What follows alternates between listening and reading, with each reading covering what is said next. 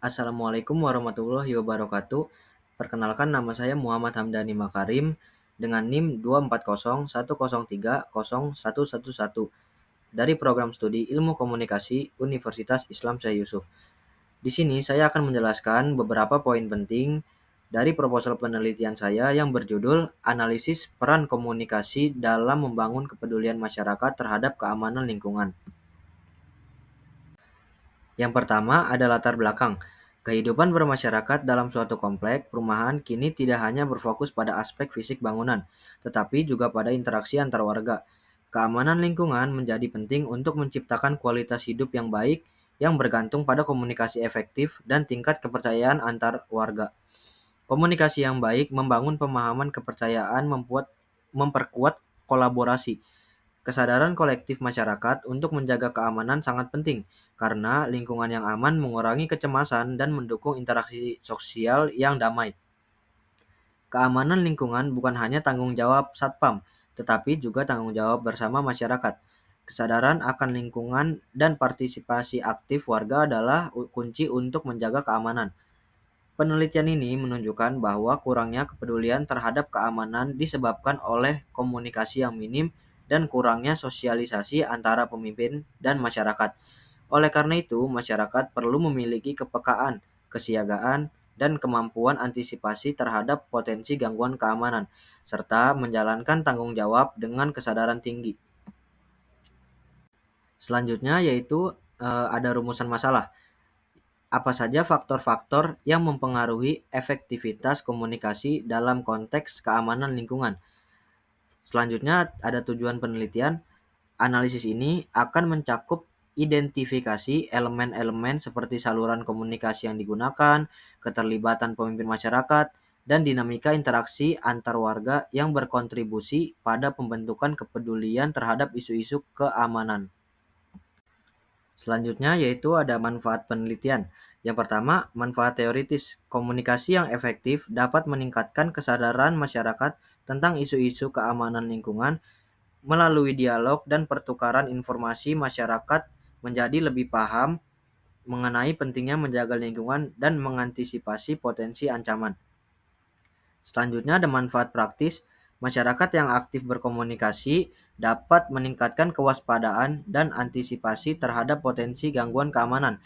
Contohnya, melalui aplikasi seluler, warga dapat melaporkan insiden keamanan secara real time, memantau aktivitas mencurigakan, dan berkomunikasi dengan pihak berwenang secara cepat. Selanjutnya yaitu tinjauan pustaka. Yang pertama, ada pengertian komunikasi. Komunikasi dapat didefinisikan sebagai proses menyampaikan pesan dari sumber atau pembawa pesan kepada penerima pesan melalui saluran tertentu, dengan kemungkinan adanya gangguan atau noise yang mempengaruhi penyampaian. Komunikasi dapat dilakukan secara satu arah, misalnya berbicara dengan diri sendiri atau dua arah yang berinteraksi dengan orang lain. Menurut Effendi et al. 2023, komunikasi adalah tindakan mentransfer informasi dari satu tempat atau individu ke tempat lain. Dan menurut Charles Hofland, komunikasi bertujuan untuk mengubah perilaku orang lain melalui rangsangan verbal. Kata komunikasi berasal dari bahasa Latin, yaitu communis, yang berarti sama, dan communicare, yang berarti membuat sama. Hal ini menunjukkan bahwa komunikasi melibatkan penyampaian makna atau pesan yang dipahami secara bersama. Komunikasi adalah gejala yang ada sejak manusia berinteraksi untuk memenuhi kebutuhan hidup, dan perkembangannya bergantung pada sumber komunikasi, pesan, serta teknologi informasi yang tersedia. Jubaidah et al. 2024. Selanjutnya yaitu ada jenis komunikasi. Menurut Simon dan Aloini 2004, komunikasi dapat dibedakan berdasarkan penyampaiannya, perilaku, kelangsungan, maksud, dan ruang lingkup. Berikut adalah penjelasan mengenai masing-masing kategori. Yang pertama, komunikasi berdasarkan penyampaian. Verbal atau lisan, komunikasi yang dilakukan secara lisan. Non-verbal atau tertulis, komunikasi yang menggunakan tulisan. Selanjutnya yang kedua, komunikasi berdasarkan perilaku. Komunikasi formal terjadi dalam organisasi dengan tata cara yang sudah diatur seperti seminar. Yang kedua, komunikasi informal, tidak terstruktur dan tidak resmi, seperti kabar burung dan desas-desus. Selanjutnya, komunikasi nonformal, menggabungkan elemen formal dan informal seperti rapat ulang tahun perusahaan. Yang ketiga, komunikasi berdasarkan kelangsungan. Yang pertama, langsung dilakukan tanpa perantara atau media, tidak terbatas oleh jarak. Yang kedua, tidak langsung, menggunakan pihak ketiga atau alat media komunikasi. Selanjutnya, yang keempat, ada komunikasi berdasarkan maksud, meliputi berpidato, memberi ceramah, wawancara, dan memberikan perintah. Yang terakhir, komunikasi berdasarkan luang lingkup. Yang pertama, internal komunikasi dalam organisasi. Yang kedua, ada eksternal komunikasi dengan pihak luar. Yang ketiga, juga dapat dibedakan berdasarkan jumlah individu yang terlibat, peranan individu, jaringan kerja, dan ajaran informasi. Selanjutnya yaitu ada pengertian masyarakat. Menurut Septiani dan Purnamasari 2024, masyarakat adalah sekumpulan individu yang hidup bersama dan bekerja sama untuk mencapai kepentingan bersama dengan tatanan kehidupan, norma-norma, dan adat istiadat yang ditaati. Istilah masyarakat berasal dari bahasa Inggris yaitu society yang diambil dari bahasa Latin societas atau kawan dan bahasa Arabnya yaitu musyarak. Dalam arti luas, masyarakat mencakup keseluruhan hubungan hidup bersama tanpa batasan tertentu. Sedangkan dalam arti sempit, masyarakat dibatasi oleh golongan, bangsa, atau teritorial. Menurut Siregar Sarifa Yuliana 2024 menambahkan bahwa masyarakat merupakan hubungan kelompok, baik dalam konteks kecil seperti orang tua dan anak, maupun besar seperti madrasah dan lingkungannya. Interaksi sosial dalam masyarakat berlangsung dalam waktu lama dan diatur oleh tata cara, adat, dan hukum yang mengatur kepentingan individu dan orang lain. Interaksi ini bebas dari kendala tertentu dan harus menciptakan rasa kesatuan yang mengikat antar anggota masyarakat.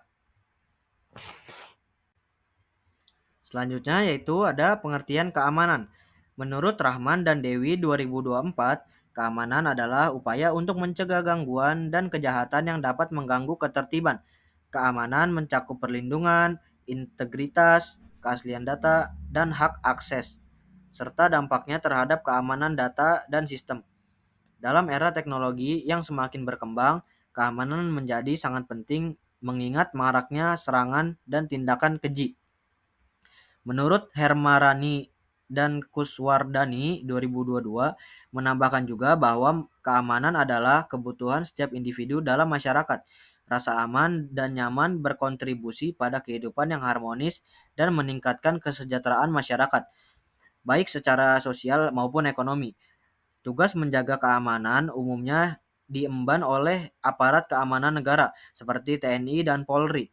Namun program pengamanan masyarakat seperti sistem keamanan lingkungan atau Siskamling dapat efektif jika dilaksanakan dengan baik. Selanjutnya, ada pengertian keamanan lingkungan. Menurut Wijaya et al. 2024, keamanan lingkungan merupakan aspek yang sangat penting dan memiliki dampak langsung terhadap kualitas hidup masyarakat. Tingkat rasa aman dan nyaman menjadi faktor yang sangat berpengaruh dalam menentukan tingkat kepuasan dan kenyamanan tinggal para penghuni perumahan. Ketika lingkungan perumahan terjamin keamanannya, masyarakat akan menjadi lebih produktif, berinteraksi dengan baik, dan meningkatkan kualitas kehidupan sehari-hari. Namun, tantangan dalam menjaga keamanan lingkungan perumahan semakin kompleks dan bervariasi, terutama dengan adanya perkembangan teknologi informasi yang pesat. Oleh karena itu, diperlukan pendekatan inovatif dalam meningkatkan keamanan lingkungan perumahan. Selanjutnya, yaitu ada metode penelitian. Metode penelitian ini menggunakan pendekatan kualitatif untuk memahami dan menganalisis peran komunikasi dalam membangun kepedulian masyarakat terhadap keamanan lingkungan. Pendekatan ini memungkinkan peneliti untuk menggali makna, pengalaman, dan perspektif masyarakat secara mendalam. Selanjutnya, ada sumber data. Sumber data yang dilakukan dalam penelitian ini yaitu melalui yang pertama narasumber, warga masyarakat yang aktif dalam kegiatan lingkungan, tokoh masyarakat atau pemimpin komunitas. Yang kedua, diskusi kelompok. Diskusi dilakukan bersama kelompok masyarakat yang memiliki minat yang sama terhadap lingkungan.